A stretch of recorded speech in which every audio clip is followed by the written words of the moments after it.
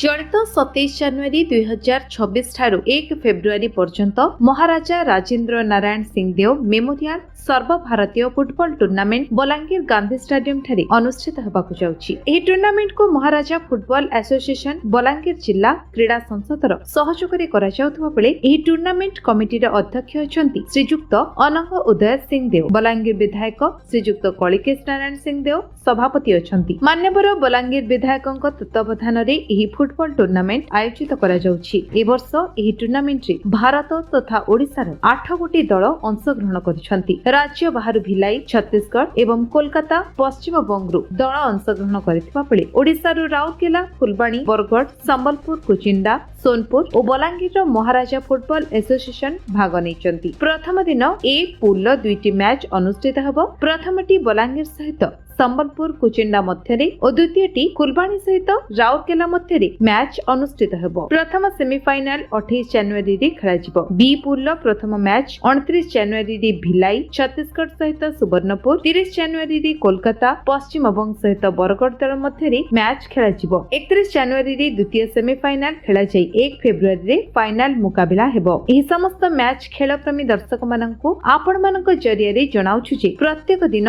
Gandhi stadium रे football खेल उपभोग करिवे। आजिर सांबादिक सम्मेलन रे कमिटीर कार्यकारी सभापति विधुभूषण त्रिपाठी, उपसभापति शंभुनाथ, संपादक सागर संगम शतपथी, कोषाध्यक्ष देवदत्त बेहरा, कार्यकारी सदस्य राजेंद्र होता, निहा रंजन स्वाई, लेखा साहू, गुंज खान, सुमन नंद, भूपेंद्र प्रसाद सिंह, बीरसेन साहू एवं विभूति भूषण मिश्र उपस्थित थिले।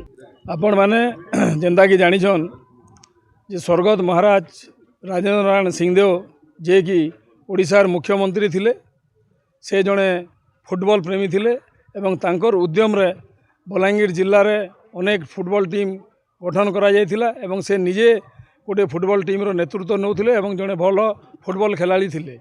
तो तांकर स्मृति रे सर्वभारतीय फुटबॉल टूर्नामेंट आमे आगामी 27 तारिख रु आरंभ करूछु एवं आगामी 1 तारिख पर्यंत ये कार्यक्रम चलवा, फुटबॉल मैच चलवा।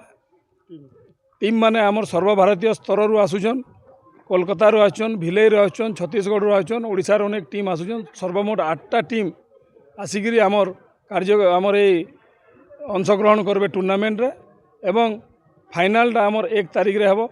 27 तारिख दिन आमर 2टा मैच अच्छे। 27 तारिख दिन जेन 2टा मैच अच्छे, गुटे मैच फ्लड लाइट रे हबा एवं फाइनल में 1 तारिख दिन हेबा की जाउछि। ये आमर कमिटीर अध्यक्ष जे अछन आमर पूर्वतन मंत्री अनंग उदय सिंहदेव महोदय एवं आमर जे मान्यवर विधायक बलांगीर कलिकेश नारायण सिंहदेव महोदय तार सभापति अछन एवं तांकर प्रत्यक्ष तत्वावधान रे तार संगे संगे आमर डिस्ट्रिक्ट एथलेटिक एसोसिएशन रो कर्मकर्ता मानकर सहयोग रे ए कार्यक्रमटा आमर ई टूर्नामेंट आमर अनुष्ठित हेबा के जाउछे। आमे आपनकर जरिया रे अनुरोध करमु बलांगीर जिलावासी के आसिकरी ई टूर्नामेंट रो प्रत्येक मैच रो आनंद नून एवं आमे जेन पुरस्कार राशि रखीचु फाइनल जेन माने चैंपियन हेबे से दल 55,555 टंका पाइबा एवं ट्रॉफी तार संगे दिया जिबा एवं रनर्स अप जे हेबा ट्रॉफी संगे तांकु 33,333 टंका दिया हेबा। इटा आमर कार्यक्रम रहीचे। आमे आपनकर जरिया रे अनुरोध करूछु बलांगीरवासी को आसिकरी से माने प्रत्येक मैच रो आनंद नून उपभोग करूँ। बलांगीर अंजु पृष्ठ रिपोर्ट, विश्व विजय न्यूज ओडिशा।